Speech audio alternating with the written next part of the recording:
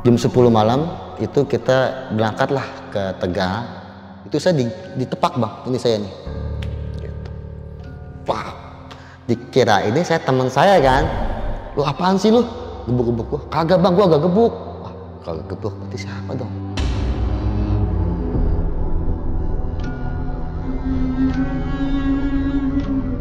Pas di pertengahan jalan itu jam 12:30 ada yang bisikin, tolongin gua. Gitu.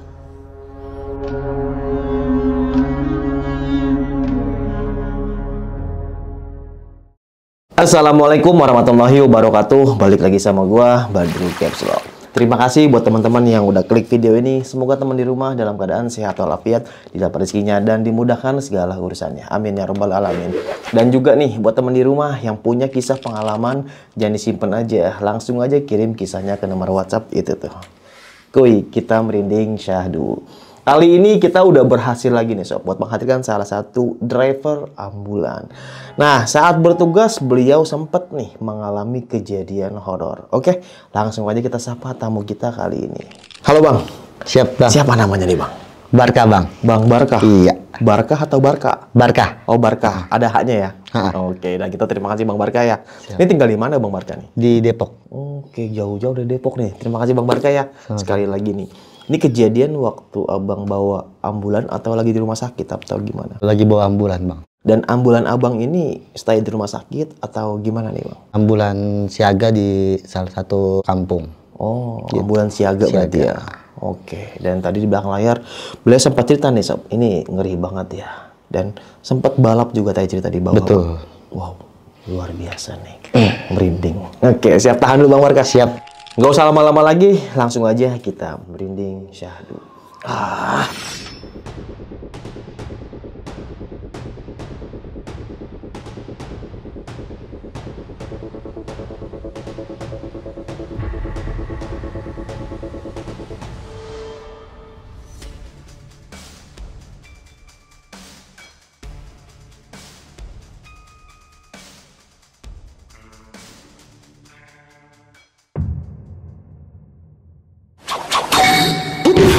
Wah, stop. Kita break dulu ya. Nah, untuk semua sobat merinding syahdu, dengerin nih, simak dan baik-baik. Jadi, gua dan tim Badru Caps Lock bakal pergi nih sob. Wih, pergi kemana bang? Nah, pergi ke Provinsi Jawa Tengah, tepatnya di kota Semarang. Dari tanggal 26 November sampai tanggal 29 November, gua dan tim akan berkunjung nih ke kota Semarang. Nah, jadi buat teman-teman warga Semarang dan sekitarnya yang punya kisah pengalaman horor, jangan disimpan aja, langsung aja WhatsApp ke nomor ini nih tuh, nomor admin ini sob. Jadi nanti kita podcast di sana. Bukan cuma itu aja. Di bulan Desember tanggal 10 sampai dengan tanggal 13 Desember tahun 2025, gua dan tim bakal mampir juga nih berkunjung ke kota Malang, Jawa Timur. Jadi buat warga Malang dan sekitarnya yang punya kisah pengalaman horor, jangan disimpan juga nih, langsung aja kirim kisahnya ke nomor WhatsApp ini nih. Nanti kita podcast di sana. Gaskan kita merinding syahdu. Yang pasti gue dan tim kesana untuk mencari kisah nyata atau kisah mistis yang bakal membuat kita merinding syahdu bareng-bareng. Jadi buat warga Semarang dan sekitarnya dan warga Malang dan sekitarnya, sampai jumpa di podcast di sana. Jangan lupa tuh di chat nomor admin kita merinding syahdu sana. Dadah. See you next Semarang dan Malang. Gimana nih Bang Barkah kisah pengalamannya nih? Iya, dari awal tahun 2018 tuh bang. Oke. Nah, saya jadi driver ambulan salah satu desa di Depok gitu kan. Terus saya juga ngomong sama RW, ini kita kan nggak ada ambulan nih, saya bilang gitu kan. Kenapa kita mau beli ambulan aja untuk siaga di sini gitu. Akhirnya RW itu tergiur lah gitu untuk beli ambulan. Saya nyari kesana kesini, nemulah unit APV bang. Oke, APV ya? Unit APV. Saya juga waktu itu juga punya hobi bang, hobi modif-modif motor. Motor apa nih? Motor-motor balap bang. Oh, buat balap. Ya. Itu buat sekedar hobi aja sih gitu. Tapi saya fokusin untuk di ambulan aja gitu. Nah, terus perjalanan saya setelah sebulan 2 bulan tuh nggak terjadi apa-apa bang. Gitu. Di hari Kamis saya dapat telepon dari pihak RW bang. Bang, posisi di mana? Saya bilang di rumah pak. Ada jenazah mau bawa ke Tegal dari warga kita yang merantau. Oh, perantau. Oh siap. Tapi jenazah udah siap apa belum? Oh udah bang, tinggal berangkat. Kita siapin semuanya perlengkapan gitu. Perlengkapan di ambulan, terus juga kurung batangnya sudah siap. Kita berangkat ke rumah. Almarhum ini ngontak berdua bang sama temennya. Yang tahu lokasi rumahnya ini temannya satu kosannya ini gitu. Tapi pihak keluarga yang di Tegal tahu bang kalau almarhum ini udah meninggal? Sudah dihubungin dari temannya ini gitu. Iya.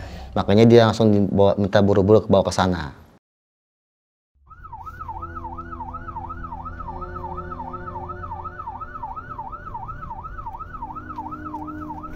Jam 10 malam itu kita berangkatlah ke Tegal. Dalam perjalanan menuju ke Tegal ini, teman almarhum ini ngejek-jelekin bang, ngejek-jelekin almarhum. Gitu. Gibahin lah bahasanya, bahasa kitanya itu keburukannya itu diungkit-ungkit semuanya.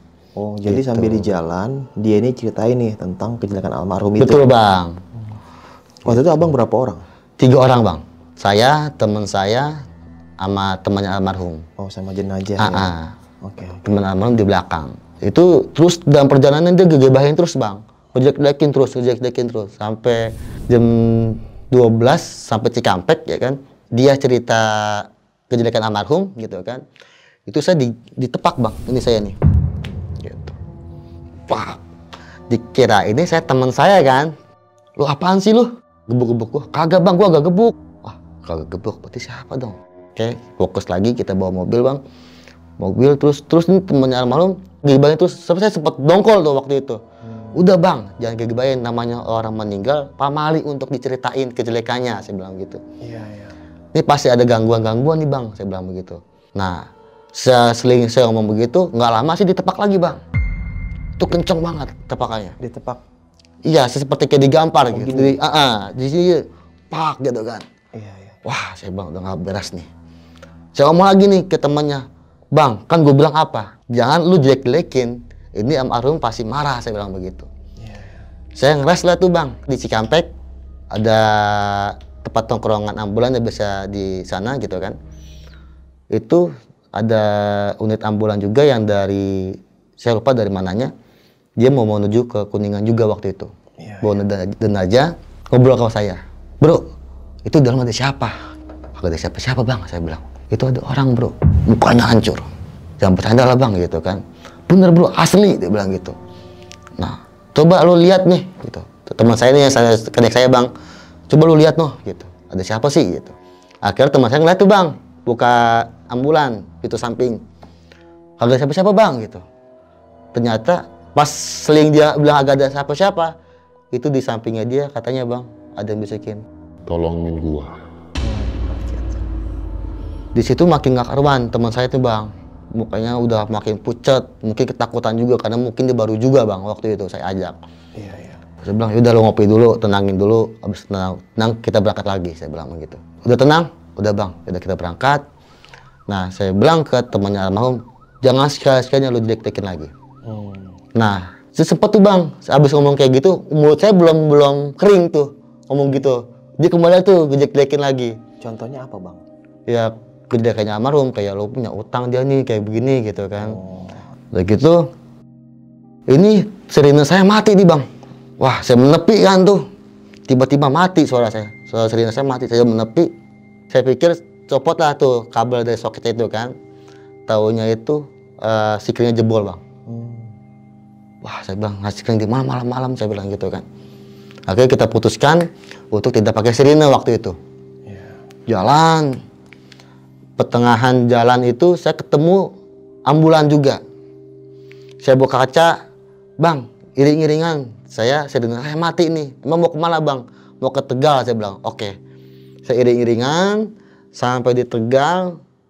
Itu sekitar jam 4 pagi menjelang subuh, diterima dengan keluarga almarhum. Selesai itu baru kita berangkat lagi ke Depok. Kita berangkat ke Depok, aman tuh bang, nggak terjadi apa-apa gitu kan. Sehari 2 hari nggak ada apa-apa. Pas saya dapat kabar itu dari telepon tuh sama RW, besok berangkat ya jam setengah 8 berangkat dari Depok menuju ke rumah sakit Jakarta Barat. Pasien kontrol. Sudah kita rapikan tuh cuci unit gitu kan, darah semua. Kita berangkat ke rumah pasien, bawa pasien kontrol ke rumah sakit. Nah itu aman tuh bang. Aman, pas sampai rumah jam sekitar 11 malam lah. Saya istirahat tuh di depan rumah bang. Saat depan rumah, terus saya main game tuh bang. Asik main game, gak lama temen saya datang tuh bang, jam 2 malam. Saya ngobrol tuh bang, sama bini, saya masuk dalam tuh. Masuk dalam, saya bisikin ke bini. Tuh kayak si Baron tatapnya kosong banget dah. Terus mukanya juga pucat, beda kayak biasa-biasanya. Ah masa iya, kata gitu kan. Bener, tuh coba lu lihat ya pas lu nganterin kopi. Saya lagi depan lagi bang sama bini berdua-dua gitu kan. Iya. Saya duduk, bini nganterin kopi. Di bang Baron, kopinya ya. Pas dia sama bini, dia bisikin ke saya. Ya iya ya, tumben-tumben si Baron gitu. Ada masalah apaan ya? Nggak tahu. Ntar kalau udah tenang aku suruh cerita deh. Gitu. Ya udah oke. Terus semenjak itu tuh bang, saya diem nih, kok bocah diem mulu gitu kan. Saya ada perasaan nih dalam hati saya ada apaan ya? Saya fix nih, pasti sakit nih bocah nih gitu. Atau ada masalah besar. Nah, saya tanya nih, lu udah makan belum? Saya bilang gitu kan. Diem doang tuh bang. Otomatis kan saya kan punya inisiatif dong. Karena ada tamu kita kan sedang makan gitu kan. Saya ngomong ke bini, dia tuh punya duit untuk beli makan di si Baron, saya bilang gitu. Ada nih 20.000, beli nasi goreng aja kali ya. Waktu itu udah waktu jam 4 bang, menjelang subuh. HP tiba-tiba bunyi bang, sebelum keluar tuh bang, sebelum menuju ke depan mau beli nasi gitu kan, bunyi nih HP saya.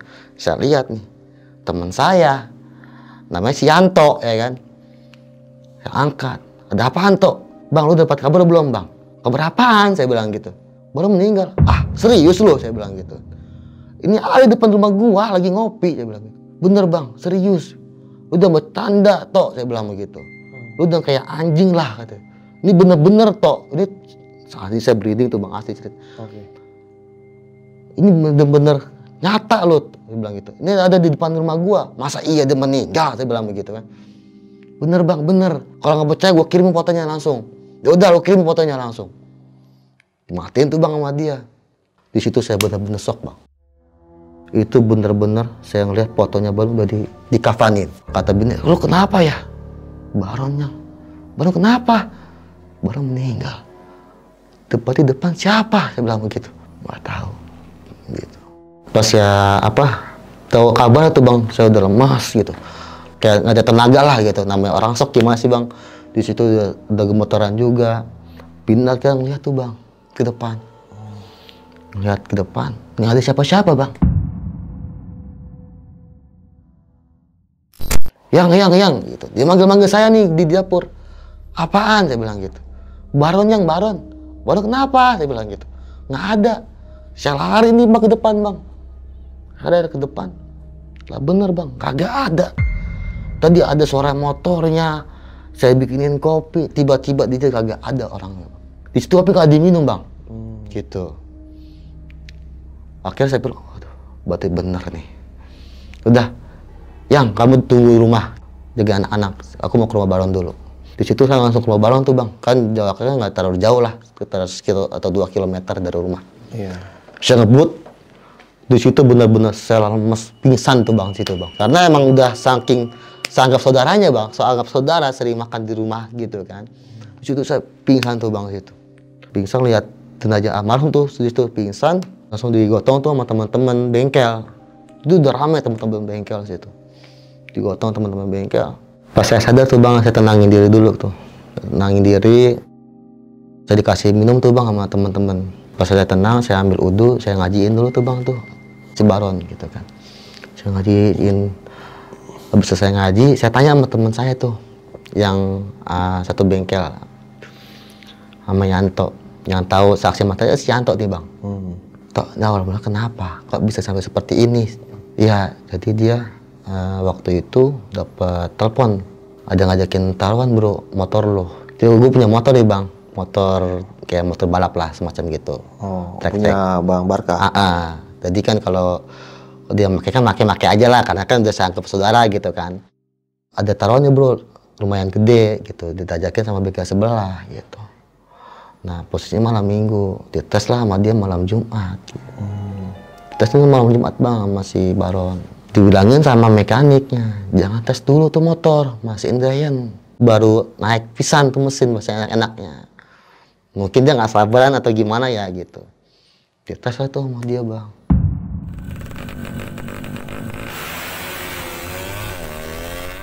Dia nabrak tronton. Jadi pas muter balik, dia hantam tronton bang. Di daratan mini. Maksudnya tronton dihantam sama dia? Iya, jadi pas muter balik dihantam sama dia. Gitu. Dia nggak dapet posisi. Teman-teman akhirnya pada mencar tuh bang. Mencar dulu gitu, pada bubar dulu. Pas ke situ teman-teman si Baron udah meninggal. Itu nggak ada yang nolongin teman-temannya? Nggak ada, karena kan kita bubarin diri. Kalau itu pasti ditangkap bang. Gitu, karena kan kita kan legal, balap liar gitu bang. Nah ke situ si Yanto nih, ke situ lagi ke TKP, ngelihat si Baron. Dia tuh udah geletak dengan keadaan meninggal dunia bang. Setelah penjelasan itu saya kaget tuh bang. Orang tadi ada sama bini gua ngopi, disediain kopi sama bini gua gitu kan. Saya cerita tuh bang sama teman-teman bengkel. Makanya si Yanto saya anjing-anjingin gitu kan. Karena saya saking kesalnya, karena saya nggak terima dong sahabat saya anggap saudara gitu kan, dia akan meninggal gitu. Saya mau ceritain sama teman-teman bengkel, dia tadi ke rumah gua jam 2 disediain kopi sama bini gua. Pas Yanto telepon ya kan, gua kaget langsung pas dapat kabar dari Yanto, makanya gua langsung sini. Dapat kabar nih tadi, katanya orang tuanya udah ngomong ke gua di Juhur pemakaman bagi ambulan gua. Ya udah bang, kita rapi-rapi nanti lo urus dah pemakaman segala macam, kasihan orang tua aja bantu-bantu. Baron ini kan kita anggap saudara kita semua gitu kan. Gitu. Pas 4:30 tuh saya nyuci ambulan tuh bang. Setelah pemakaman saya nyuci ambulan jam 4:30, tiba-tiba ada si Baron bang, ada almarhum duduk di samping supir. Bener-bener muka almarhum. Saya ngomong tuh bang langsung, saya buka pintu. Ron, kalau lo pengen pamitan sama gua dengan baik-baik, jangan gitu caranya. Kasihan teman-teman lo, kasihan keluarga lo kalau keluarga lo tahu begini. Saya bilang begitu bang. Ngilang tuh bang, nggak bisa ngomong kayak begitu. Ngilang? Iya, kagak ada. Yang abang lihat bentuknya gimana? Itu bentuk kayak orang lagi duduk begitu, duduk begini. Saya langsung buka pintu belakang. Kalau dari ambulan kan ada kaca tuh bang situ. Itu kan kelihatan tuh dari belakang. Itu bener muka dia. Saya pasti apal lah masih buka dia kan gitu. Saya ngomong sama dia gitu, lu kalau gitu jangan begini, kau pamitan sama gua, ngomong baik-baik, gua pamitan, terima kasih banyak lah bahasanya gitu. Jangan seperti itu, kalau keluarga lu tahu, teman-teman lu tahu, sedih semua Ron. Gitu. Nah itu tiba-tiba hilang bang, selesai ngomong saya begitu. Jam 11 malam nih bang, saya naruh mobil ambulan di garasi mobil masjid. Nah tiba-tiba tukang ojek nyamperin saya, ngomong sama saya, bro lu naruh ambulan sini yakin gitu? Emang kenapa? Emang biasa udah naruh sini gitu kan. Mungkin nih tukang ojek baru. Emang apa? Saya bilang begitu. Gak apa-apa sih, tapi gue iseng aja, dia bilang gitu. Gue pengen nyari nafkah gitu aja. Gak bang, gini aja bang. Abang nyari nafkah kan.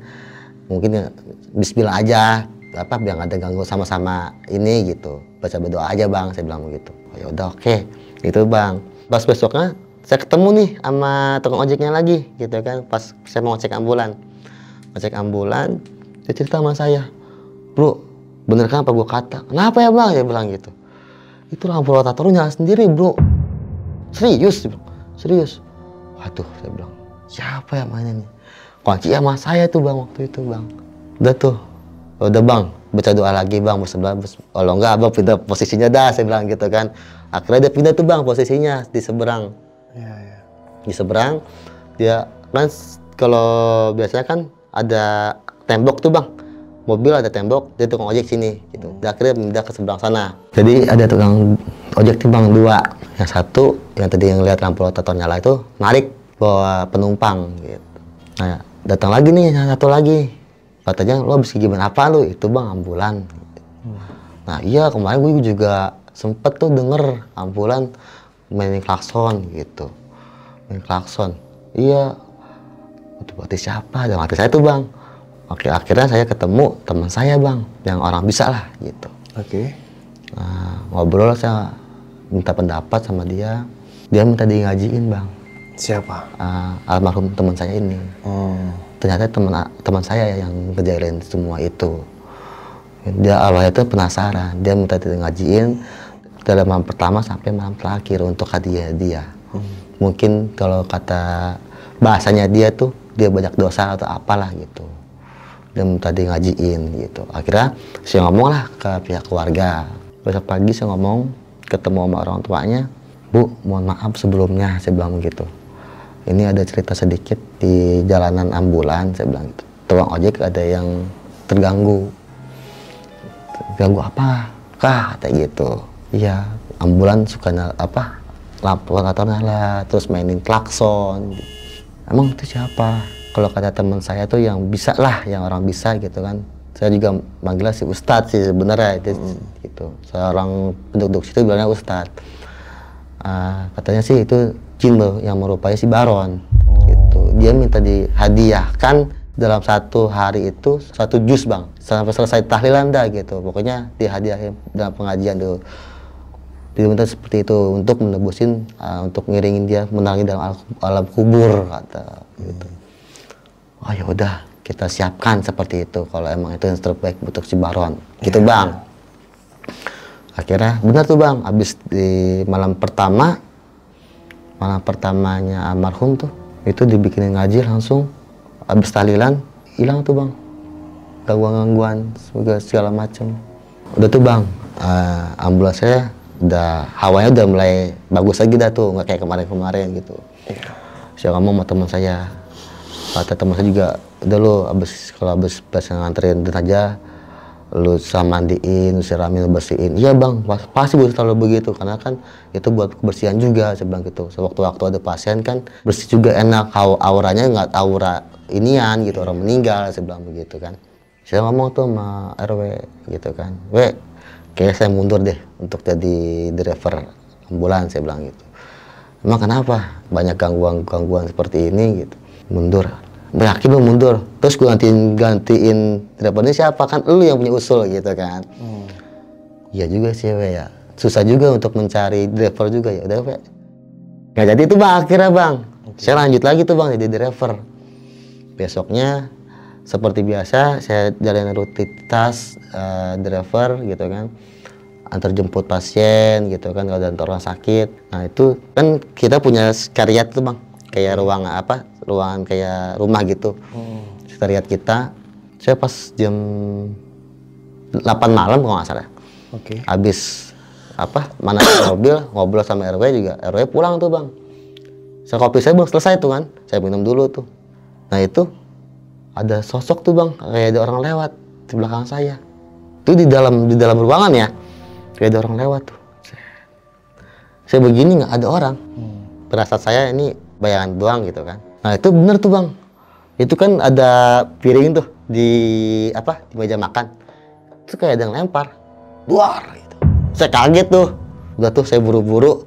Saya tutup tuh pintu. Langsung saya kabur. Pas ke rumah RW. Pak RW, temenin saya apa? Emang kenapa? Pintu sekretariat saya lupa kunci. Emang kenapa? Saya digangguin, saya bilang gitu. Saya digangguin. Gangguin sama siapa? Awalnya tadi ada yang lewat Pak RW. Ada yang lewat nih. Pas lagi ngopi, Pak RW pulang saya ngopi. Kopi saya belum habis. Ada yang lewat. Saya pikir perasaan saya doang kan. Saya diem tuh bang. Nggak lama saya diem, piring kayak ada yang lempar. Duar gitu. Makanya langsung kabur saya. Makanya saya ke rumah Pak RW untuk temenin saya. Bareng-bareng tuh bang. Ke rumah Pak RW, saya bareng-bareng ke rumah ke sekretariat sama Pak RW. Bener tuh bang, itu ada piring pecah, rapiin, kita kunci, gitu kan kita kunci. Saya pamit dah, saya mungkin nggak bakal kena nih kalau begini saya begadang, saya bilang gitu. Oh, ya udah, oke siap. Saya pamit Pak RW, saya pamit.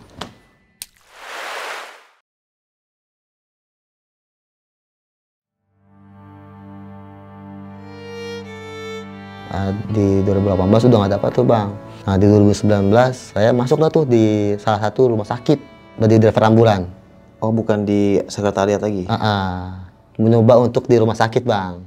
Di awal tahun 2019 itu gitu. Iya. Sebelum pandemi ya bang. Bulan April saya masuk di rumah sakit salah satu di Depok. Gitu. Masuk seperti biasa, sehari 2 hari antar jemput pasien, merujuk pasien, terus antar meninggal dari rumah sakit ke rumah gitu kan. Nah, sewaktu ketika tuh Bang, pas malam Sabtu waktu itu, malam Sabtu jam setengah 8 malam, saya dapat telepon waktu itu awalnya dari security. Pak, di mana? Masih di parkiran Pak, ada apa? Saya bilang gitu. Ada pasien plus nih di lantai 2, tolong diantar. Oke siap, saya bilang gitu kan. Dan naikin berangkar tuh, kayak berangkar. Di situ nggak ada kurung batang Bang. Oke. Kayak bed pasien gitu, kurung batang. Stretcher gitu ya? Stretcher gitu. Naikin stretcher ke lantai 2, itu pasien ibu hamil. Oh. Jadi dia habis sesar. Iya, iya. Habis sesar, kata perawat itu dia hipo bahasanya, kedinginan. Kehilangan suhu panas di tubuh ya? Iya. Itu anaknya hidup Bang? Hidup Bang. Hidup. Jadi habis sesar tuh Bang, sering 2 hari. Sesar 2 hari, hipo lah. Almarhum ini, kedinginan, nggak kuat gitu. Meninggal. Meninggal, terus saya antar itu Bang ke, kalau nggak salah itu di daerah Tapos deh waktu itu.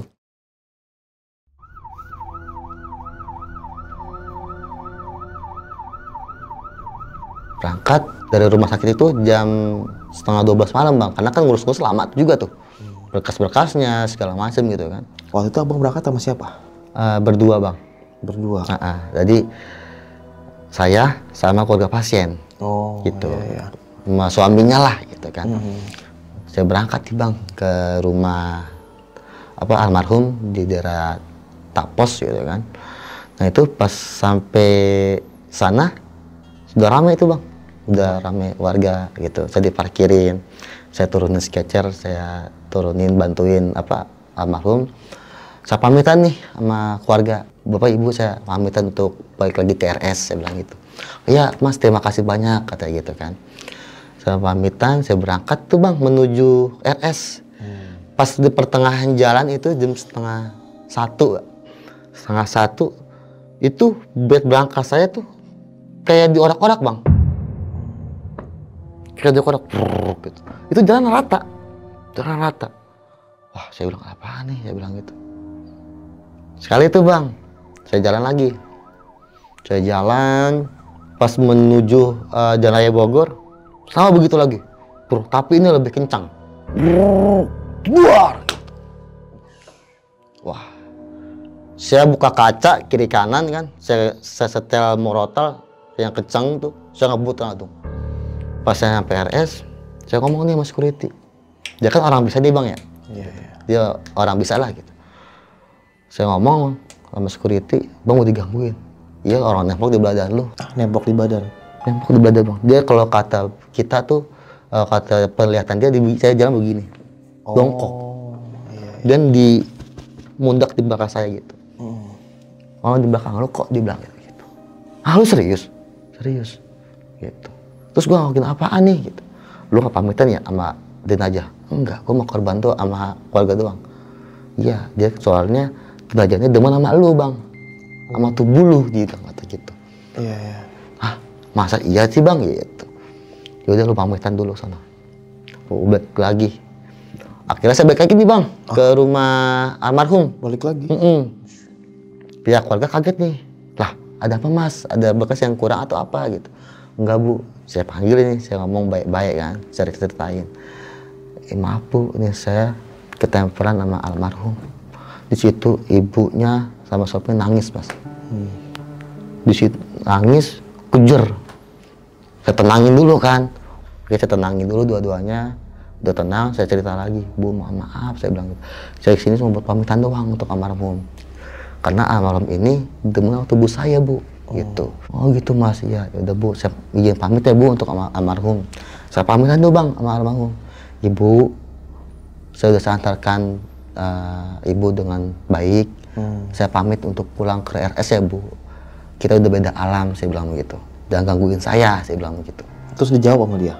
Enggak Bang. Oh enggak, enggak jawab. Enggak. Udah akhirnya saya pamit tuh Bang, saya balik lagi. Dari situ tuh Bang, badan saya tuh kayak apa namanya, kayak udah punya tulang lah, lemes gitu, lemes. Jalan sampai tiba di RS, saya dikasih air tuh sama teman saya yang security yang orang bisa. Oh. Kasih air, dikasih kayak baca-baca Indonesia kurang ngerti lah gitu kan. Buat apa itu air itu? Buat diri saya tuh, buat minum gitu kan. Buat mungkin buat tenangin saya atau apa. Saya minumin, saya muntah-muntah tuh bang, langsung muntah. Kalau kata itu buat kosongin diri kita lah gitu. Kosongin diri kita? Iya, apa, ngebersihin gitu. Auranya ngebersihin gitu. Gitu, saya muntah-muntah tuh. Itu yang saya makan, itu keluar semua. Habis itu, saya lanjut tuh bang, saya pamitan sama security. Bang, saya pamit pulang ya, kayak badan gue udah enak deh. Saya bilang, udah lo istirahat, saya bilang.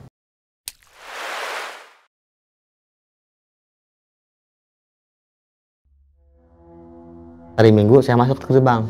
Seperti biasa kan gitu. Pas mau manasin mobil, tiba-tiba nih mobil saya mati. Disatan nggak mau. Tapi akhirnya bagus gitu kan. Waduh, saya bilang, ada apaan nih gitu. Saya ngomong nih sama rekan saya kan, bro kemarin mobil nyala gak? Nyala bang gitu. Wah, saya ada apaan nih gitu.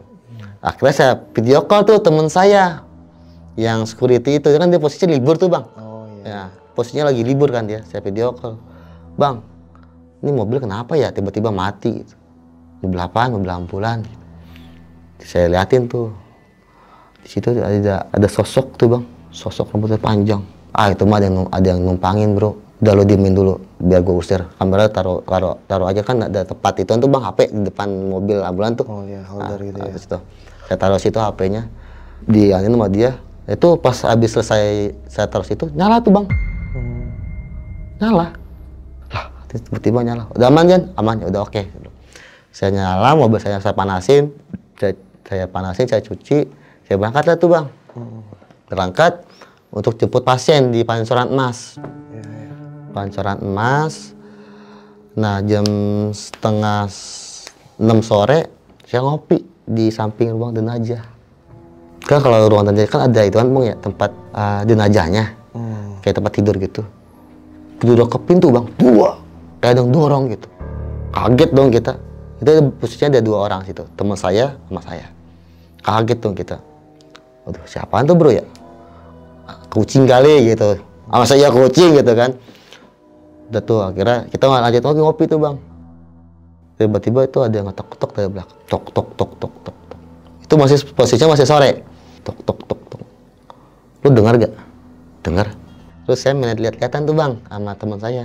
Teman saya juga udah kasih kode tuh ke dalam. Dia mungkin dia ngelihat sosok kan, kalau pintu kan transparan, cuma kayak mika gitu, tapi kehalingan bahan. Kayak apa namanya? Kayak banner lah gitu. Bawahnya kelihatan bang. Kita ada kaki lagi begini-begini. Kata siapa? Kata teman saya. Teman saya yang lihat, bro, itu ada kaki bro. Kaki apaan? Saya bilang gitu. Saya begini tuh bang. Iya dia begini, masih begini. Di situ langsung kabur tuh bang. Kabur. Saya langsung ke ruangan saya kan. Ke ruangan saya. Astagfirullahaladzim saya. Istighfar tuh bang, berdua-dua. Ngos-ngosan namanya, lari kan dari latang keram kan tuh. Lantai saya posisinya lantai 5. Saya lari sampai saya ngos-ngosan tuh. Astagfirullahaladzim ya Allah. Gini amat saya kerja, saya bilang gitu kan. Udah tuh tolong jangan ganggu saya bilang gitu kan. Saya mau kerja buat nafkah, saya bilang gitu. Nah besoknya tuh bang, begitu lagi. Saya digangguin lagi. Itu malah di ruangan saya. Gimana nih awalnya? Jam 8 malam tuh bang. Mau pulang tuh, mau rapi-rapi kan. Saya ambil tas sampai jaket. Di ruangan saya kan ada bekas laporan gitu kan. Di rak-raknya itu. Oh berkas-berkas gitu. Itu jatuh bang. Wah, nggak ada angin lah. Orang itu juga ruangan tutup kan. Saya kaget. Wah, ada apaan saya bilang nih. Udah tuh saya rapiin kan. Saya rapiin dulu tuh. Saya rapiin, pintu dari kebuka ketutup puncuk. Wah. Dari situ saya langsung kabur bang. Kagak pakai absen lagi, nggak pakai absen, saya langsung kabur ke bawah. Kata security, lu ngapa? Lu kunci tuh pintu saya bilang gitu. Ruangan saya lu kunci, mengapa? Gue digangguin, saya bilang gitu. Gangguin apaan? Apaan orang buku rak jatuh semua, terus pintu kebanting, saya bilang gitu. Udah lu tunggu mau balik, saya bilang gitu. Wah situ nggak bakal beres tuh bang saya. Nggak bakalan beres. Setelah kejadian itu saya tinggal tuh bang pindah kerjaan lagi gitu. Mau pindah lagi? Karena kan emang maksudnya gimana ya, capek juga lah digangguin sana sini kan gitu. Namanya orang pengen kerja enak-enak gitu kan. Itu berapa bulan abang di rumah sakit? Waktu itu hampir jalan setahun deh kalau nggak salah deh. Oh setahun? Oh, hampir setahun waktu itu. Namanya kita pengen nyari enak gitu kan, pengen nyaman lah gitu kan. Digangguin terus tuh bang. Akhirnya saya ngajuin surat resign, terus dari tempat yang baru gitu. Akhirnya dapet tuh bang. Jadi apa waktu itu? Sama, driver ambulan juga. Ambulan juga? Ya, tapi masih di daerah Depok. Depok kota atau kabupaten? Depok ada kabupaten nggak bang? Nggak ada. Oh nggak ada ya? Nggak ada, kota doang. Nggak ada ya? Oh kota doang. Jadi Depok aja gitu bang? Tuh kota Depok. Udah kayak Kabupaten Bekasi, Bekasi, Tangerang, Kabupaten Tangerang nggak ada ya? Udah Depok. Saya baru Kota tahu. Depok gitu. Oke. Tapi kelurahannya banyak. Iya. Oke, silakan lanjut bang. Alhamdulillah di rumah sakit ini nggak ada tuh bang, maksudnya yang nampakin gitu. Cuma ada suara-suara aja sih. Saya tuh sudah terbiasa lah gitu kan selama sebagai supir ambulans itu. Itu sih bang sebagai pengalaman saya sebagai supir ambulans. Nah, ini Bang Barkah.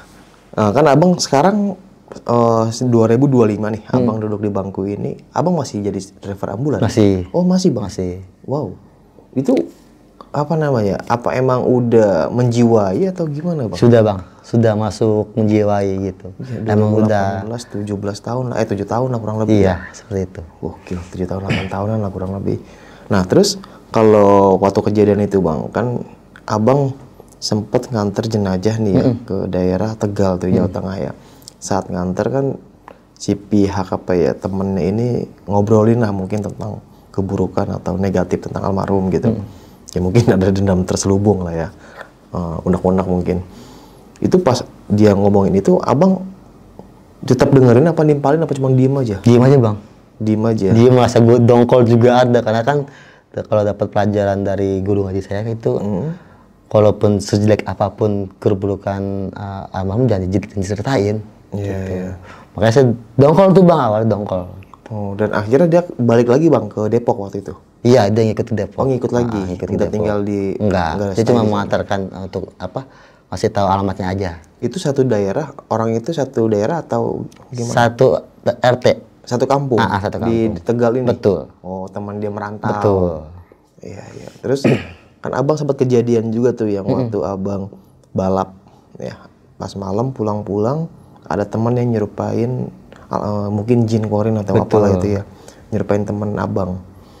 Nah ini kan Abang bilang punya motor, motor balap. Motor apa waktu itu? Motor 4 tak bang. 4 tak. Main drag atau standaran? Standaran. Oh standaran. Tapi ya seperti model drag sih gitu, model drag. Mesinnya standaran? Di bore up bang. Oh bore up. Di bore up. Oke. Dan waktu itu almarhum ini emang jokinya atau emang lagi ngetes aja? Joki. Oh joki. Nah terus pas kejadian itu kan dia meninggal ya bang ya. Nah si bengkel abang nih yang biasa abang main itu masih tetap balap atau udah vakum lah bahasa bilang? Masih tetap buka bang. Oh masih tetap buka, tapi sekarang juga buka untuk bengkel-bengkel umum gitu, buat tambahan-tambahan mereka juga gitu. Nggak untuk sekarang sih sekarang udah servis-servis. Apa? Servis-servis biasa juga bisa sekarang gitu. Untuk umum juga bisa gitu. Oh berarti waktu itu cuma buat balap aja? Balap aja gitu. Kalau buat motor, kayak abang nih punya teman gitu kan, pengen bikin drag, ayo gitu. Kita settingin, kita iniin gitu. Nah, tapi sebelumnya di bengkel itu ya, pernah ada kejadian sama itu serupa? Pas lagi balap jatuh meninggal juga. Apa itu first time itu? Nggak ada bang. Teman saya itu yang pertama kali. Oh pertama kali. Kalau untuk jatuh sih sering ya, almarhum ini gitu. Maksudnya nggak sampai parah lah gitu. Buat jatuh paling lecet-lecet gitu kan. Oke. Gitu. Tapi yang parahnya ini ya pas kayak kemarin itu yang mengetes nyeting motor itu. Yang nabrak kontainer itu. Betul. Ya? Itu kondisi jenazah waktu itu apa yang hancur bang? Matanya hilang bang. Matanya hilang? Iya, matanya hilang. Badannya semuanya normal? Alhamdulillah normal, matanya hilang. Jadi kalau saksi matanya sih dia nabraknya itu kenceng, bagian belakang, bagian samping, gitu. Untungnya tuh dia nggak masuk kolong ya. Kalau untuk masuk kolong wah salam dah tuh. Gitu. Itu posisi mobilnya lagi jalan atau berhenti? Lagi muter balik bang. Dia jalan, mobil putar balik, iya, dihantem gitu? Mantap. Dia dari setar setar dari jarak 1 kilo lah. Itu ada putaran di situ. Nah, terus terakhir nih Bang Barkah. Siap. Kan Abang pertama 2018, terus 19 jadi supir ambulan ya. Iya. Sempet resign nih di rumah sakit. Abang bilang tadi nggak kuat lah karena sering ditampakin gitu. Nah, sekarang nih sampai 2025 Abang masih jadi supir ambulan. Kenapa masih tetap bertahan? Sedangkan dulu kan Abang bilang udah nggak kuat gitu, mau resign aja. Apa gajinya kecil kah di sana? Atau lingkungannya kurang enak? Yang pertama lingkungannya Bang. Lingkungan, kedua juga salary-nya juga gitu kan. Kita kan mencari yang lebih bagus gitu. Udah gitu kita untuk masalah tampak-tampakan sudah biasa, sudah makanya sehari-hari kita lah gitu. Kalau awal-awal kan saya masih baru mungkin ya, gitu. Jadi kaget lah gitu, makanya saya resign gitu. Oh, jadi awal-awal tuh yang 18-19 itu masih bisa dibilang masih pertama kali ditampak-tampakin masih kaget lah ya. Betul. Dan sekarang ini udah terbiasa. Sudah terbiasa. Nah, tapi dari tahun 2020 sampai 2025 ini Abang masih sering ngalamin kejadian horor. Paling di aja sih Bang diketawain gitu, nggak sampai Sama dinampakin sama kuntilanak gitu. Terus juga ada yang biasanya ada yang apa ketok-ketok jendela gitu. Jendela apa nih? Jendela mobil. Gitu. Itu sudah biasa sih makanya udah biarin saya hiraukan aja lah gitu. Dia bilang lo jangan ganggu gua mau kerja di situ gitu. Oh, berarti sekarang udah mulai lebih selawat Siap, lagi. bener. Oh, siap. Gokil emang. Nah, terus pahit manisnya nih Bang, jadi driver ambulan. Apa yang Abang rasakan? Kalau pokoknya itu sesusah-susahnya kita pasti nemuin teman sejalan lah. Oke. Gitu. Kalau maksudnya kalau kita lagi susah di jalan gitu kan, atau ada kendala di jalan, itu pasti ada yang nolongin. Gitu. Kalau manisnya? Manisnya banyak sih Bang, nggak bisa diceritain sih sebenarnya. Wes. Manisnya nggak bisa ceritain. Betul. Oke, berarti banyak manisnya Bang ya. Alhamdulillah daripada pahitnya. Siap. Kalau gula kan manis. Kalau kopi Pahit. pahit. Abang lebih suka kopi apa gula? Kopi. Berarti nggak pakai gula? Emang kopi pahit Bang kalau saya. Oh, nggak pakai gula? Enggak. Kalau saya suka kopi pakai gula tapi sedikit. Jadi kopi gula. Oke, mungkin cukup saya nih sob. Kisah pengalaman yang ada sama Bang Barkah ini. Bisa kita ambil segi positifnya, buang jauh-jauh negatifnya. Itulah sebuah pekerjaan ya. Pasti ada pahit dan manisnya. Tadi Bang Barkah juga sempat bilang pahit dan manisnya. Dan ada dua tuh, kopi katanya pahit dan gula manis. Oke, sampai jumpa di kisah selanjutnya. Wassalamualaikum warahmatullahi wabarakatuh. Bang, Siap. makasih Bang Barkah ya. Sama-sama Bang. Mau nanya nih Bang. Tuh. 4 tambah 3 berapa Bang? Pertama 3, 7. Dadah.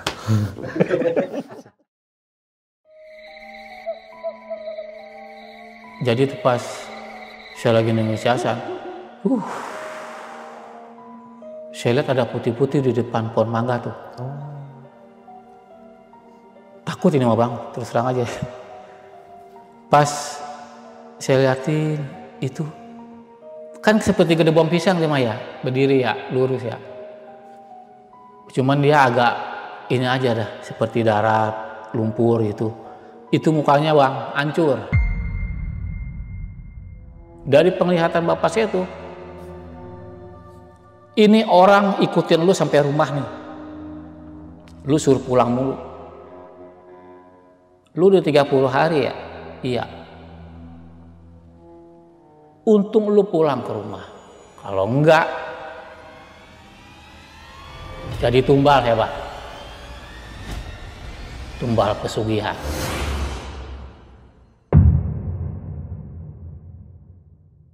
Assalamualaikum warahmatullahi wabarakatuh. Balik lagi sama gua Badri Vlog. Terima kasih buat teman-teman yang udah klik video ini. Semoga teman-teman di rumah dalam keadaan sehat walafiat, dilapangkan rezekinya dan dimudahkan segala urusannya. Amin ya robbal alamin. Dan juga nih buat teman-teman di rumah yang punya kisah pengalaman horor, jangan disimpan aja, langsung aja kirim kisahnya ke nomor WhatsApp itu. Nih. Kuy, kita merinding syahdu. Kali ini kita udah berhasil lagi nih sobat menghadirkan salah satu narasumber yang pastinya bakal berbagi kisah pengalaman horornya. Nah, beliau ini bernama Bang Ade dan tahun sekian beliau sempet nih hampir dijadikan tumbal oleh ayah temennya. Nih kisah bareng-bareng banget ya sob ya. Wah, ngeri lah pokoknya. Tadi bilang lain sempat cerita nih ini. Bener-bener dah Udah pada penasaran kan? Nggak usah lama-lama lagi, langsung aja kita merinding syahdu.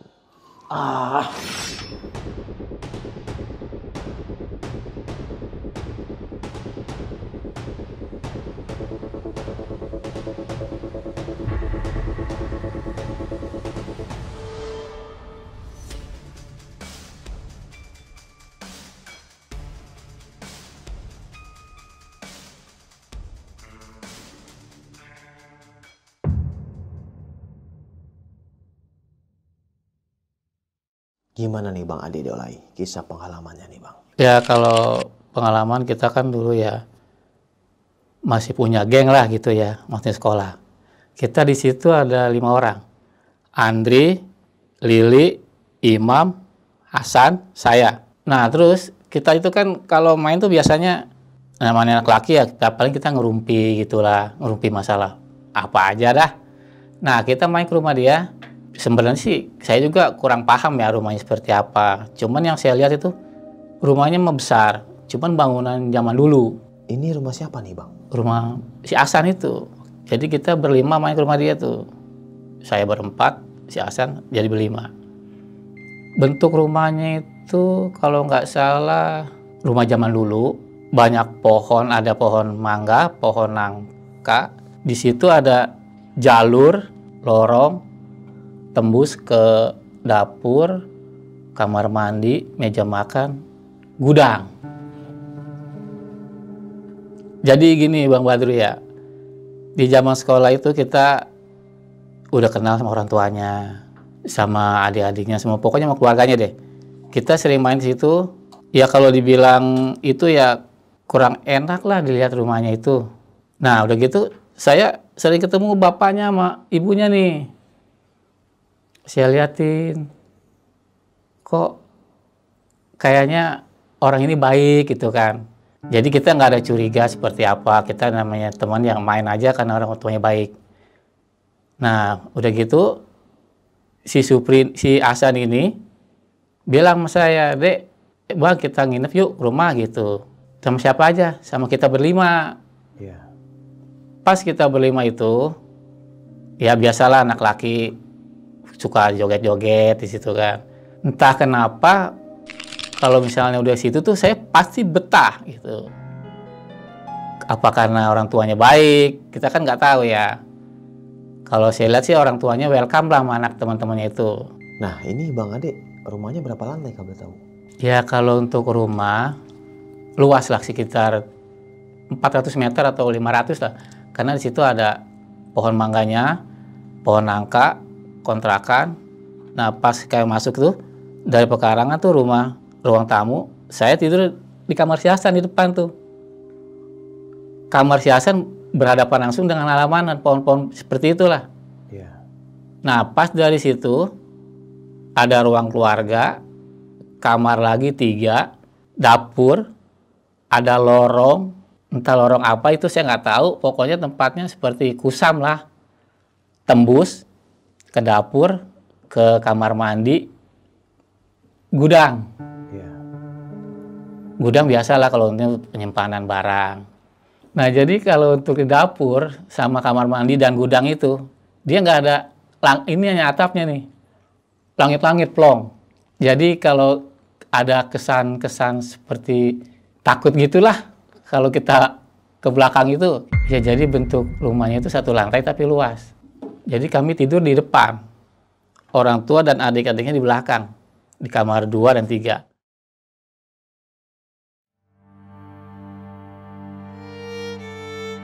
Pas setelah lulus sekolah, karena kita kan udah biasa kumpul ya, saya pengennya main ke rumah Hasan aja, entah kenapa terus jadi saya sering nginep sama teman-teman. Iya. Sehari 2 hari pulang, datang lagi seminggu pulang, sekitar 2 bulan lah. Kalau misalnya nginep pulang itu 2 bulan lah. Cuman yang saya penasaran itu di rumah itu tuh seperti orang tuanya tuh kita makan bebas. Pokoknya orang tuanya nggak keberatan lah kita nginep di situ, intinya mah pakai apapun kita boleh, mobil boleh. uang juga boleh bebas lah. Yang nempatin rumah itu berapa orang, Bang? Di situ ada adiknya 3, dia sendiri ada 6 sama orang tuanya. Nah jadi tuh yang saya heran ya, orang tuanya tuh kalau pakai baju terbalik. Kalau itu kan menimbulkan rasa curiga, saya ya penasaran. Pas saya tanya gitu katanya sih udah biasa. Katanya gerah bagaimana nggak tahu deh, jadi yang luarnya halus gitu. Ya setelah itu sih kita ngobrol aja biasa lagi ya, main catur, main gitar, ngopi. Besoknya saya pulang ke rumah. Tapi pas sampai di rumah saya merasa nggak betah ya, seperti ada yang ngajak lagi. Datanglah lagi saya ke rumah si Hasan. Itu cuman saya doang sendiri, yang lain belum ada yang datang. Mereka datang pas malam minggu. Saya datang dari hari Jumat. Nah udah gitu pas Jumat itu saya datang, biasalah kita ngobrol-ngobrol. Itu Bang Dolai bolak-balik ke rumah ke Cibinong naik apa waktu itu? Saya dari rumah naik angkot. Dari rumah naik angkot sampai ke Kampung Rambutan. Kampung Rambutan ke Cibinong. Entah kenapa saya juga kayak orang ini ya, nggak ada rasa capeknya gitu kalau ke situ. Pasti semangat. Emang hari itu cuma saya sendiri yang datang. Yang lain belum datang malam minggu. Terus hari minggunya kita main tuh kali itu, berenang tuh rame-rame. Ya setelah habis mandi kali kita sore pulang. Biasalah kita beres-beres lagi, duduk istirahat, kita ngobrol-ngobrol. Nggak terasa waktu udah maghrib. Pas habis maghrib nih, saya mau sholat. Saya lihat si ibunya si Hasan ini bawa nampan. Cuman saya nggak berani ngomong. Karena itu kan takut rahasia dia ya, karena kan dibungkus pakai kain putih. Cuman saya lihat tuh agak tinggi kayak gelas gitu bentuknya. Cuman ya saya diam aja. Saya liatin, oh dia masuk ke gudang tuh. Di gudang itu tempat pokoknya seperti tempat penyimpanan barang kotor, sampingnya kamar mandi, sampingnya lagi ada meja makan, lorong. Lorong sekitar 1 meteran lah luasnya. Cuman panjang, sekitar ada 12 meter lah. Nah di situ saya liatin. Terus pas ibunya keluar, saya penasaran nih. Saya tanya gini, Bang. Bu, itu apa sih? Kok dibungkus kain putih? Kata si ibu gini. Itu mah nggak apa-apaan, Dek. Itu cuman apa? Nanti kamu tuh sendirilah. Oh gitu ya Bu, iya. Saya balik lagi ke Hasan. San, kita udah ngobrol dari tadi lama nih. Makan lah, saya bilang gitu. Lapar nih dari mandi sekali. Diajaklah makan sama si Hasan belakang. Makan, udah kita tuh sampai habis maghrib bisa. Sekitar jam 9:30, saya bilang gini, San, gue depan dulu deh, istirahat dulu lah, nyari angin. Oh ya udah deh, kalau mau gitu mah, kalau mau istirahat. Udah duduk. Nggak lama, saya bilang gini sama si Hasan, saya masih penasaran tuh. Sebab, San, tadi ibu lu bawa apaan tuh? Di nampan, taruh di gudang. Dia bilang, itu mah biasalah, ntar juga tahu sendiri lah, gitu aja. Dia bilang. Nah pas hari Minggunya kawan-kawanku pulang tuh, si Amim, si Andri, si Willy, si Imam. Tapi saya nggak ikut. Karena saya masih betah lah di situ, masih ada pengen main. Pokoknya saya nggak pulang Bang di situlah. Itu ada terhitung kalau nginep-nginep itu ada sekitar 2 bulan. Nginep pulang itu ada. Nah setelah lama-lama itu, saya makin curiga di rumah itu. Ada apa sih? Rumah segede gini, ibunya bapaknya kalau pakai baju terbalik, pakai apapun nggak pantas. Di rumah itu bawaannya pun nggak enak. terang tapi samun gitu, kayaknya anyep. Udah gitu pas di garasi pun kayaknya seperti ada yang kita diliatin gitu. Kadang saya suka menoleh, nggak ada siapa, perasaan doang kali ya. Cuman yang saya curiga itu pas di gudang sama lorong tadi tuh, sama ini deh atasnya nih di dapur, nggak ada plafonnya. Iya, iya.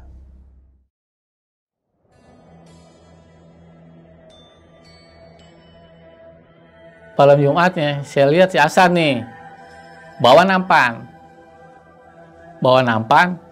masuk ke situ. Pas malam Jumat itu setelah si Hasan naro nampan itu, saya penasaran.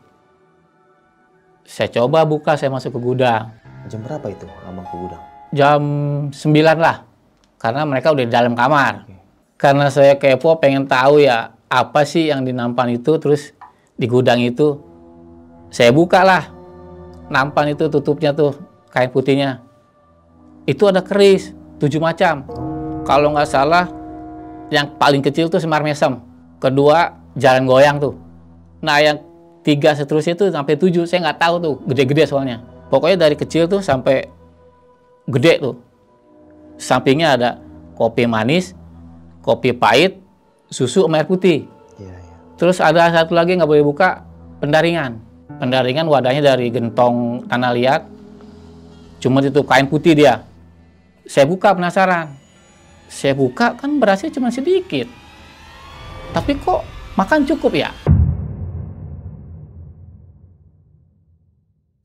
Bener makan cukup itu, saya heran. Saya liatin kalau belanja si ibu nggak pernah beli beras. Cuma beli sayuran doang. Tapi beras cuma sekitar ada 2 liter lah. Tapi cukup. Beras karungan di rumah nggak ada.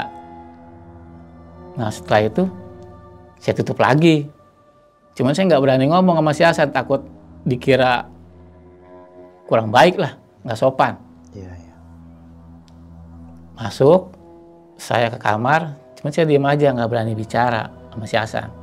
Kan teman-teman saya udah pulang. Si Andri, si Imam, si Lili itu udah pulang semua.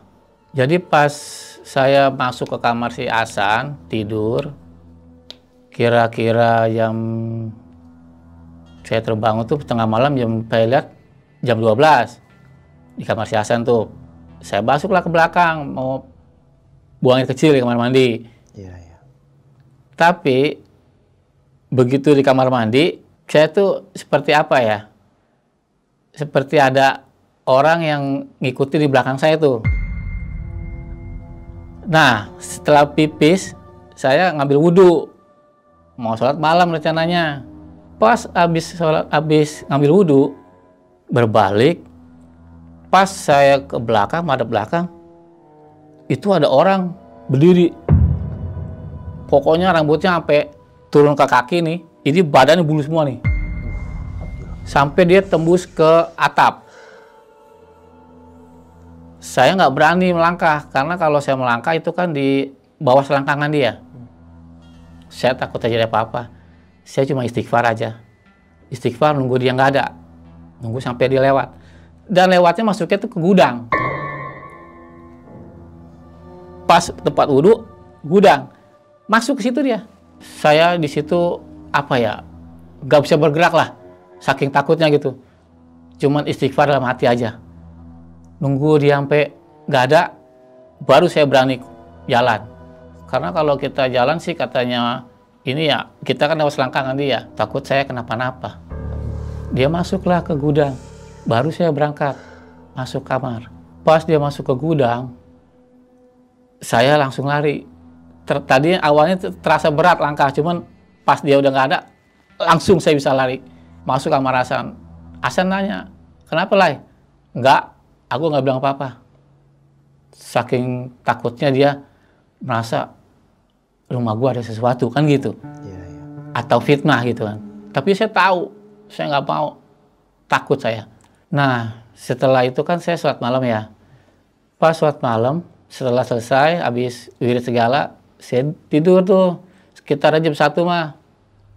Tidur jam 1, pas kira-kira jam berapa ya, saya seperti ada yang angin-angin begitu di telinga. Pas saya mendusin bangun jam 2:30, itu saya kirain si Hasan duduk di sebelah saya nih. Pas saya bilang gini, "San, lu nggak tidur?" Dia madep sono gini aja, gitu doang. Jadi cuma ngedehem aja. Pas dia gitu, "Lu jawab gitu doang lu." Saya bilang gitu. "Enggak ngomong lu, marahan ya apa sakit gigi lu?" Saya gituin. Gitu aja. Ya udah saya tidur lagi. Paginya saya tanya sama si Hasan, "San, lu ngapain malam 1:30?" Saya bilang gitu kan. Enggak sih, gua di atas sih tidur." Lah, semalam yang duduk dekat gua tuh siapa? Saya nanya gitu sama si Hasan. "Nggak tahu. Siapa San yang duduk dekat gua? Mukanya sih muka lu, cuman lu kayak orang sakit gigi, cuman ngedenges doang, gitu doang." Nah pas itu Hasan bilang gini, "Ya udahlah ya mungkin dia mau kenal kali sama lu," gitu kan. "Emang tuh siapa sih San?" Saya penasaran kan. "Udah nanti juga lu pasti ketemu lagi dah." Terus saya cerita gini Mas San, semalam sebenarnya tuh pas gue lari dari habis ngambil wudhu, itu gue liat orang, diri serem banget, hitam banget dah, seperti W gombel gitulah. Saya bilang bulunya itu lebat dari rambut sampai bawah itu sampai kaki. Dia bilang itu gede San. "Lu serius lah ya?" Dia bilang gitu. Serius. Nah pas dia bilang gitu, itu yang jaga sini lah. Dia bilang gitu alasannya. Terus Hasan minta saya untuk nemuin lagi. Kali dia mau ngasih jimat sama lu lah ya, karena kan lu pengen jimat. Saya bilang gini, "Wah biji mata lu soek. Kalau gue sanggup, kalau gue nggak sanggup, gue nggak mau, gue nggak mau nemuin lagi." Dia bilang.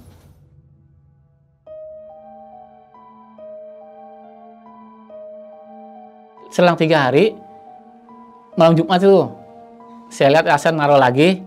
Pas malamnya saya tidur jam 12 malam, kebangun. Karena saya suruh baca ayat kursi, karena saya lupa.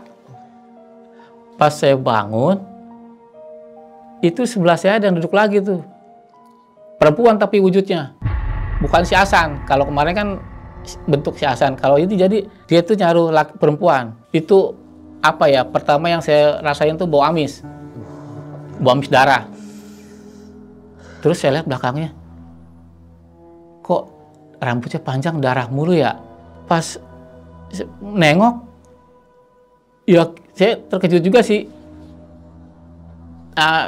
takut-takut gitulah, soalnya mukanya serem, banyak yang terkelupas darah. Itu bau amis darah tuh nggak hilang tuh. Nah setelah kita berhadapan, itu nggak lama, kira-kira 1 atau 2 menit lah, dia hilang tuh, pergi begitu aja. Pokoknya saya urak-urak si Hasan tuh, sampai si Hasan bangun. "Kenapa lah? Lu kayak orang takutan lu." "Emang iya? Kenapa? Tadi samping gua ada yang duduk, tapi perempuan ini mah." Sampai saya bilang gini, "Sebenarnya rumah lu ada apaan sih?" Penasaran saya kan. Kata si Hasan, "Tahu, saya juga kagak tahu, orang saya emang nggak pernah ketemu." Dia bilang gitu. "Mungkin dia mau ngasih jimat sama lu, karena kan lu pengen dapet jimat." Lama-lama gue bisa lemes di sini San. Nah setelah kejadian tadi tuh, saya ambil minum sama si Hasan tuh. "Udah nih, minum dulu nih, biar lu tenang. Gue temenin tidur dah. Gue nggak di atas." "Iya dah, biar aman." Tidur saya berdua tuh. Bangun pagi biasalah kita. Cuman saya nggak cerita sama ibunya. Si Hasan juga saya bilang jangan cerita. Cukup kita aja yang tahu. Tadinya juga saya nggak mau cerita nih, karena itu kan takutnya fitnah. Ya udah kata si Hasan gini, "Jangan cerita sama mama ibu ya." Iya.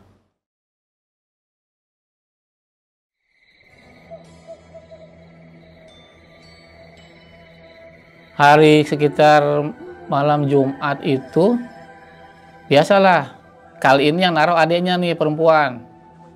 Naruh sajennya itu. Karena saya udah tahu ya, biasa aja. Nah, pas malam Jumat itu lampu mati. Lampu mati, saya sholat Isya, biasalah nggak ada apa-apa, masih aman. Pas saya tiduran di bawah, saya lihat dari kolong pintu tuh, kan ada celah pintu ya. Dari celah itu saya lihat lampu kok nyala. Di ruang tengah itu, dari kamar si Hasan tembus kan. Karena kan kita tidur di kamar itu paling depan. Langsung mengarah ke jalan raya sama halaman dia tuh yang banyak pohon. Nah pas begitu saya lihat ini lampu kok nyala tapi kedip-kedip gitu, seperti bola api lah, merah gitu kan. Saya buka pintu tapi nggak ada yang nyala, mati semua. Saya tutup lagi. Itu terang lagi om. Ini bang, terang lagi tuh.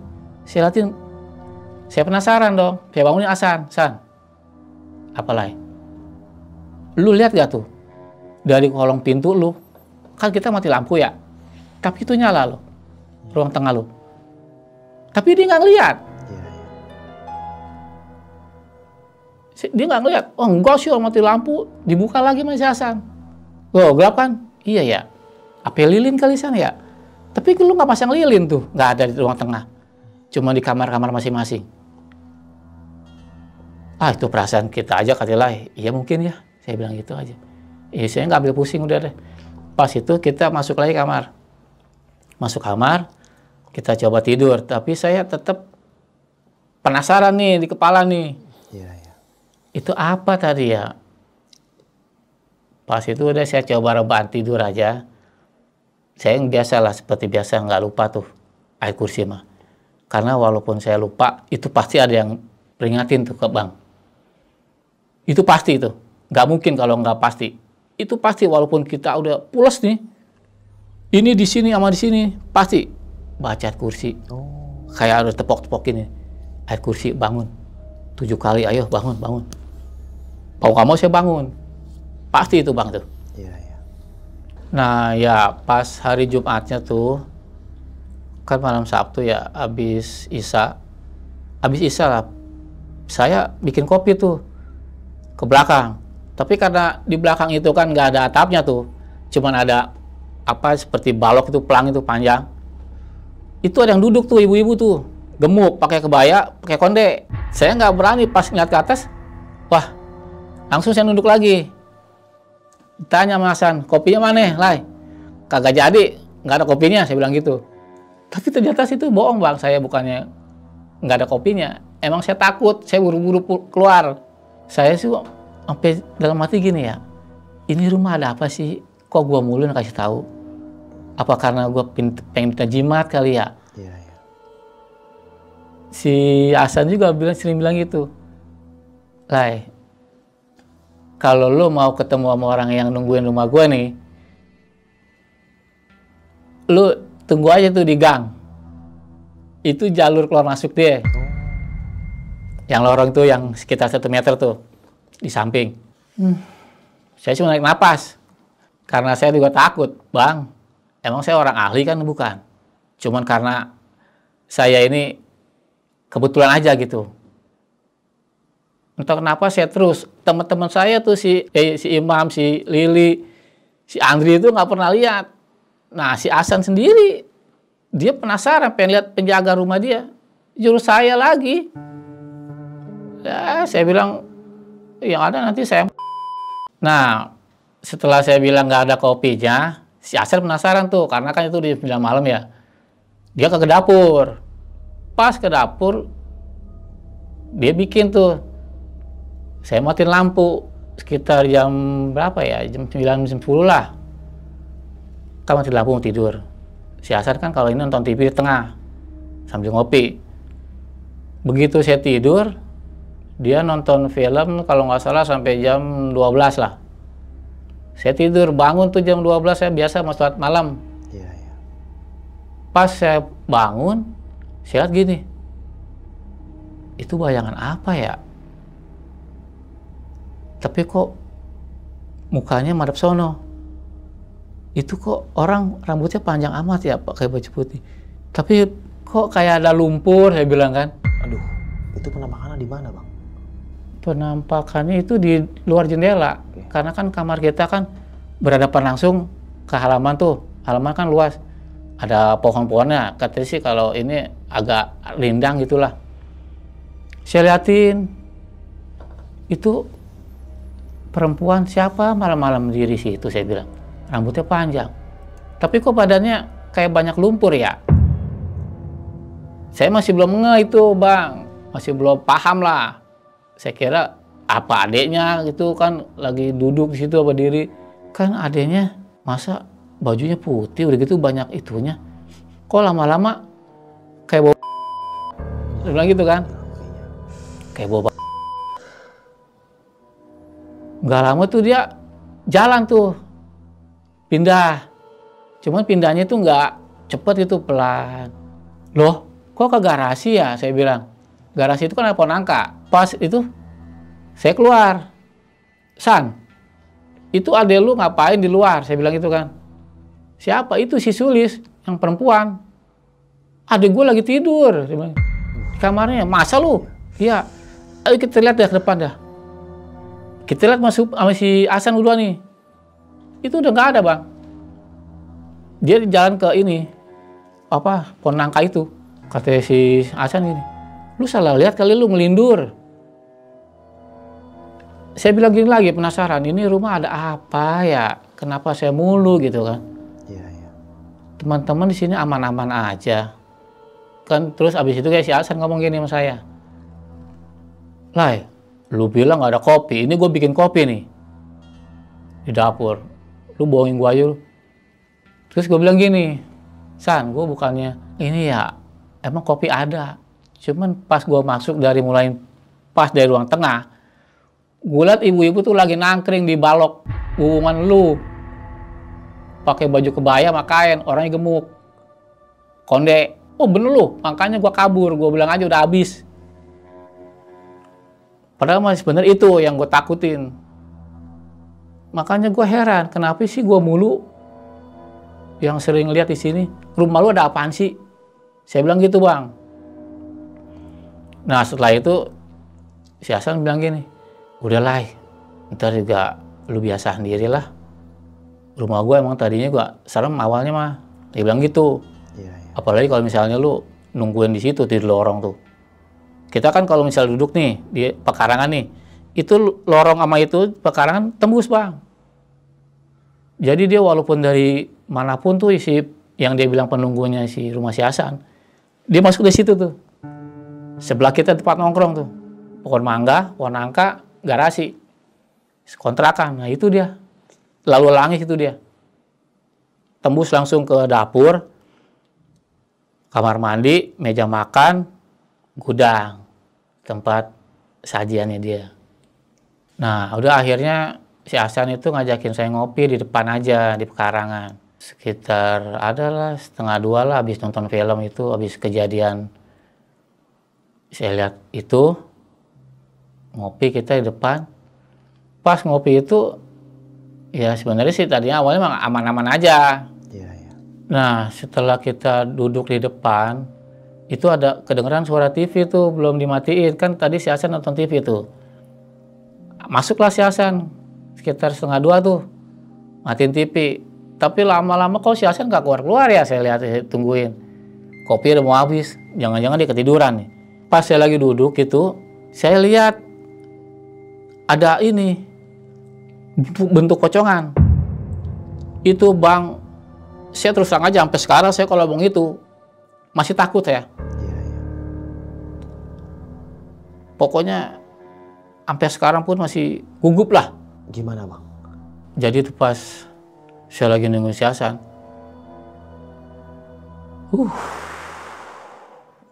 saya lihat ada putih-putih di depan pohon mangga tuh. Oh. Takut ini mah, Bang, terus terang aja.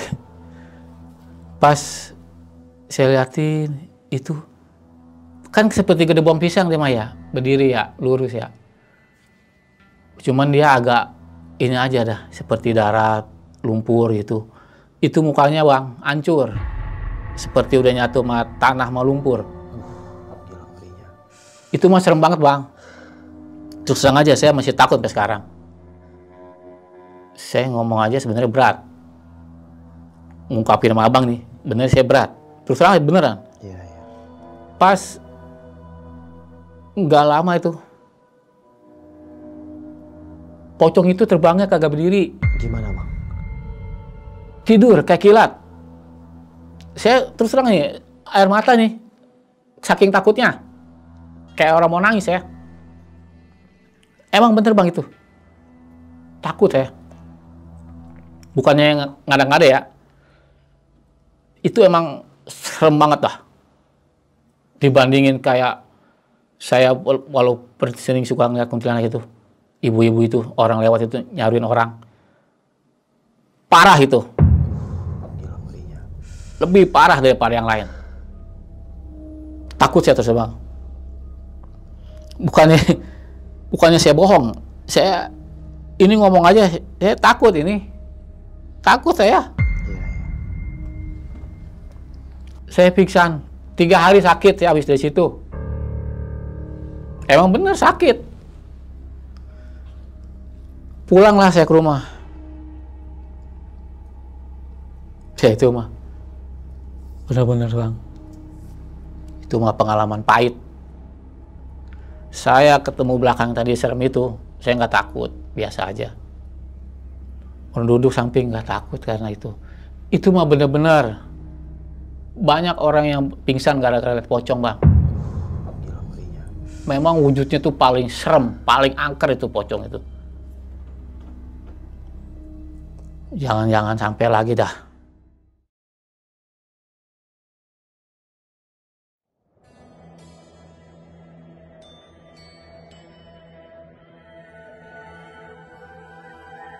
Jadi pas saya pulang itu kan karena saya sakit ya, saya pulang ke rumah. Nah pas di rumah itu, ibu saya cerita sama bapak. Kebetulan bapak saya orang agak inilah pinter lah gitu, bisa lah.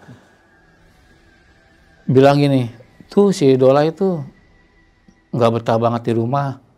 Asal pulang, balik lagi ke rumah si Hasan. Pulang, balik lagi. Itu selama 2 bulan. Pas ke 3 bulan ini terakhir, dia udah 30 hari di sono nggak pulang-pulang. Bener lah. Iya pak, bener. Lu ngapain sono? Nggak apa-ngapain. Nah ibu saya curiga lagi. Coba deh dilihat tuh anaknya ngapa. Dilihatlah bapak saya tuh, diambilin seperti kan kalau orang itu meriasi air putih ya. Dilihat, bapak saya dibaca-bacain. Bapak saya tahu tuh.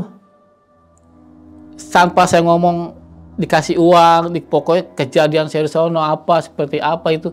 Saya nggak cerita sama bapak saya tuh. Cuman bilang, iya aku nggak betah dulu di rumah. Sama bapak saya diurai sama dia tuh, dikasih penjelasan. Kamu dikasih uang ya tiap hari? Iya. Gede dikasihnya ya? Iya, saya bilang. Makan enak? Iya. Tiap hari dimasakin enak lu ya makan ya? Iya. Kamu tahu nggak tuh apa yang kamu makan? Apa, Pak? Kembang 7 rupa. Lu makan mie ya? Iya. Itu cacing, bodoh. Itu cacing, Bang. Abang tahu kan jamur kuping? Itu kan seperti kembang kenanga. Ya. Itu jamur kuping masak hampir tiap hari. Soun putih, itu cacing. Kalau abang mau tahu. Dari penglihatan bapak saya tuh, ini orang ikutin lu sampai rumah nih. Lu suruh pulang mulu. Lu udah 30 hari ya? Iya. 30 hari saya di situ, Bang. Untung lu pulang ke rumah. Kalau enggak, jadi tumbal ya, Bang. Tumbal pesugihan.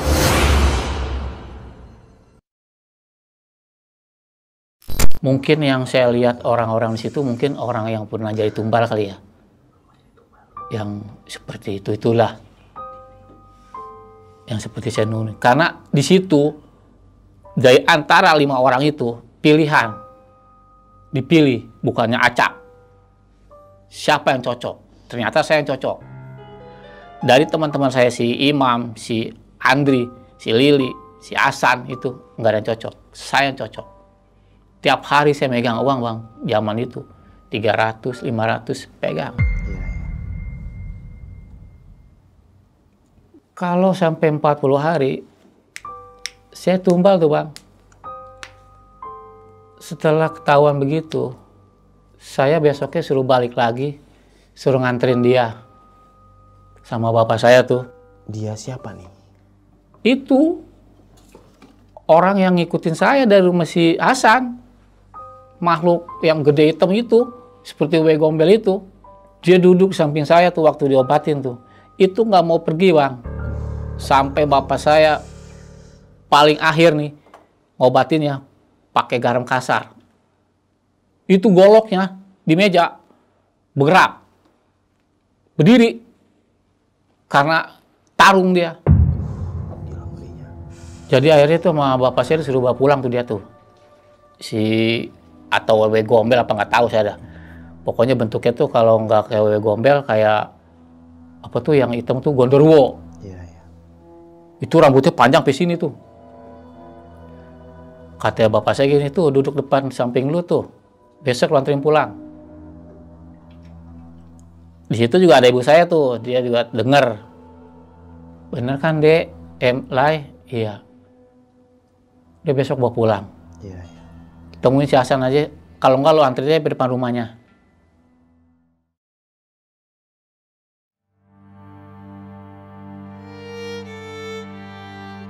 Jadi itu pas hari Minggu kalau nggak salah ya, saya antri pulang tuh. Pas antri pulang, di depan pintu pekarangan dia tuh, saya kayak nginjek sesuatu, cuman nggak berdarah. Nggak berdarah. Akhirnya kena saya kemakan kaki saya doang nih. Yang tadinya saya mau dijadiin tumbal, cuman pas kena kaki doang. Di rumah si Hasan itu, pas lagi balikin si makhluk itu. Jadi kaki saya tuh seperti, aduh, busuk, memang iya busuk. Orang yang lihatnya aja muntah. Tetangga saya tuh besuk. Lihat kaki saya muntah. Muntahnya bukan di ini lagi, lorong rumah sakit langsung muntah. Nggak bisa dia apa-apain katanya. Kata bapak saya sih, ini seperti apa ya, orang yang buang sial dari pesugihan itu. Jadi untung nggak kemakan semua, karena kan belum 40 hari. Kalau udah 40 hari mungkin nyawa.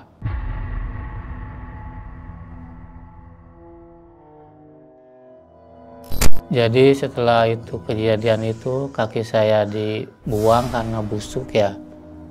Saya nggak pernah main lagi tuh ke rumah si Hasan tuh. Karena ini apa ya, pengalaman pahit yang tadinya saya nggak tahu kalau bakalan jadi tumbal pesugihan ya. Ya ini sih sebenarnya apa ya, tumbal ini ya ada nggak ada gitu, nyata nggak nyata, tapi saya ngalamin. Ngalaminnya begitu, karena saya ketolong, jadi kaki saya doang yang kebuang. Kalau enggak ya lillahi ta'ala, saya nggak tahu. Ya beruntungnya itu saya pulang, 30 hari itu saya pulang. Pas ketemu bapak saya. Jadi pas habis dipulangin semua itu, saya nggak main lagi ke rumah dia. Sampai sekarang nggak main. Cuman pas dengar katanya, dia dulu, kalau sekarang kan ada handphone ya, bapaknya meninggal gara-gara gila. Mungkin gara-gara itu kali gagal. Jadi kemakan diri sendiri.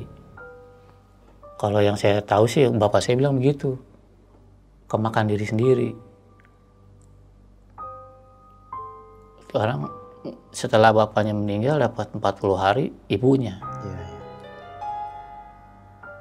Jadi ya begitu dah kalau orang yang cari uangnya begitu.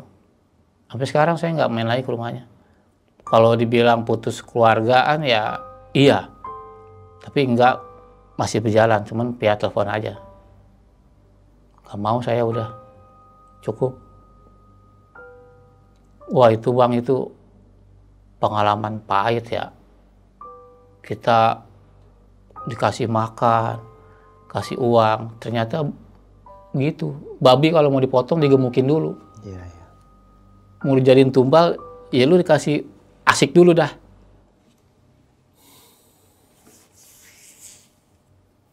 Ya itulah pengalaman saya Bang. Walaupun sebenarnya saya sendiri ya kurang yakin, tapi itu kenyataannya. Saya ngerasain sendiri gimana kehidupan di situ. Kasih apa-apa dipuasin. Iya, iya. Udah gitu, tahu-taunya kita mau dimpanin ke makhluk begitu. Gila ngerinya. Ya jangan deh, kalau bisa mah yang lain harus hati-hati lah.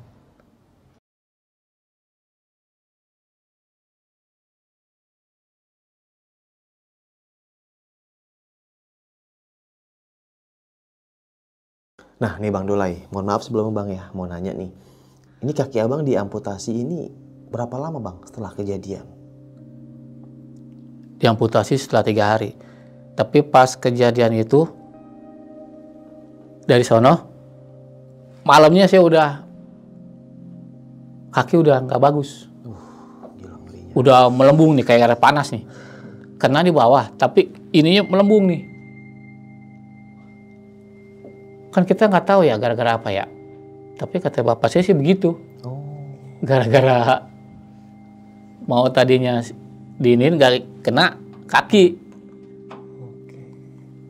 Dapat 3 hari, kata bapak saya gini,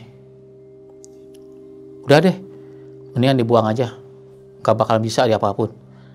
Udah mati, udah kulit pun udah apa ya, kayak kulitnya udah mati tuh, udah pokoknya kayak udah dikubur deh kaki itu, separuh itu, udah nggak bisa diapa-apain. Dokter pun udah nyerah, karena dokter juga nggak tahu gara-gara apaan. Iya, iya. Kata bapak saya, udah potong aja, kubur, jangan dibuka lagi, kubur langsung pakai kain putih, kayak nguburin mayat. Dikubur di samping rumah tuh, saya ingat. Gila ngerinya. Terus teman-teman Abang gimana tuh kabarnya Bang? Terus teman-teman Abang juga cerita gak waktu itu? Mereka ngalamin kejadian apa di rumahnya si Hasan itu? Setelah pulang dari rumah sakit tuh saya tuh, teman-teman datang ke rumah, si Imam, Lili, Andri, Supri mah nggak ikut, si ini mah nggak ikut, Hasan mah. Astagfirullah. Si Imam cerita gini sama saya, kenapa lah lu kagak main lagi? Enggak ah, gue udah betah di rumah, saya bilang gitu. Lah, gue kan pernah ngimpi. Ngimpi apaan lu? Gue baru cerita nih, karena dari dulu dia takut. Ngimpi apaan? Masa ada yang minta kelapa muda? Iya, iya. Kelapa muda, iya. Terus kenapa lu takut? Itu kan kelapa. Orang gue ngimpinya di rumah si Hasan, gue nanya pulang sama orang pinter. Katanya itu bukan minta kelapa, minta kepala. Dalam hati saya gini, mungkin itu kali ya. Cuman karena gagal, terus katanya dengar-dengar bapaknya jadi kayak orang gila. Jadi kayak orang gila, duduk aja, terus tertawa sendiri, suka naik, ngobrol sama siapa nggak tahu gitu. Nah udah gitu meninggal 40 hari, ibunya meninggal, katanya gitu. Ya udah sekarang pun kita masih kontak, cuman via HP aja, nggak tatap muka lagi. Terus kira-kira abang tahu gak kondisi Bang Hasan gimana sekarang? Kalau kondisi Hasan terakhir saya telepon nih, dia juga udah meninggal. Innalillahi wa inna ilaihi raji'un. Meninggal juga nggak ketahuan gara-gara apaan. Jadi sekarang udah tinggal adanya yang perempuan, 3 orang. Tapi saya nggak pernah main ke rumah lagi, cuman taunya dari si Imam, Lai, si Anu meninggal, si Hasan. Oh kapan? Kemarin sakit nggak? Enggak, meninggal aja. Oh ya udah. Iya, iya. Kalau saya kan udah tahu jalan hidupnya seperti apa. Aku dulu pernah mau dibuang, makanya kita berteman juga hati-hati bang. Enggak semua teman itu bisa baik sama kita, baik depan doang, belakang kita nggak tahu. Nah nih bang, nah di tahun ini bang ya, sekarang tahun 2025. Itu rumahnya si Hasan yang di Cibinong itu masih ada gak bang? Atau masih dinempatin di sana itu? Terakhir saya lebaran kemarin ya ke rumahnya. Itu udah banyak belukar. Udah banyak pohon pada nempel di dinding-dindingnya tuh. Terus rumah pun nggak dipugar. Masih tetap bangunan lama. Pokoknya udah seperti rumah yang apa ya, nggak kurus dah. Iya, iya. Walaupun ada anak perempuannya 3. Tapi udah cuek aja udah nggak kurus tuh rumah. Saya main pas lebaran, saya masuk ke rumahnya masih seperti dulu tuh. Oh. Cuman saya nggak berani lama-lama. Langsung pulang. Karena kan kalau suasana lebaran masih rame ya. Saya berani, tapi kalau misalnya sendiri saya nggak berani dah. Kenangan pahit itu bang itu. Iya, iya. Nah, Bang Dolai kan udah lama nih nggak ketemu Imam dan yang lain-lain lah. Mungkin abang punya pesan-pesan juga bang. Mungkin mereka ada yang nonton nih salah satunya nih. Boleh bang? Buat Imam, Andri, Lili, saya pesan ya, jangan terlalu percaya sama orang. Itu aja. Walaupun orang itu baik seperti apapun, kalau bisa rahasia pribadi jangan sampai dibongkar. Berteman pilih-pilih.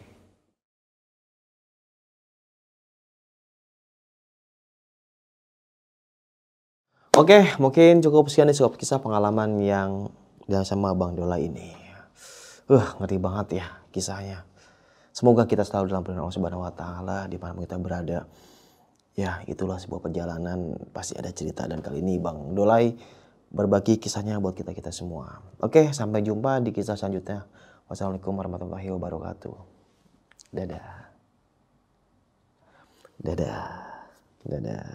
Dadah. Buat kalian yang punya pengalaman horor, langsung aja chat ke nomor 0877 1671 5337.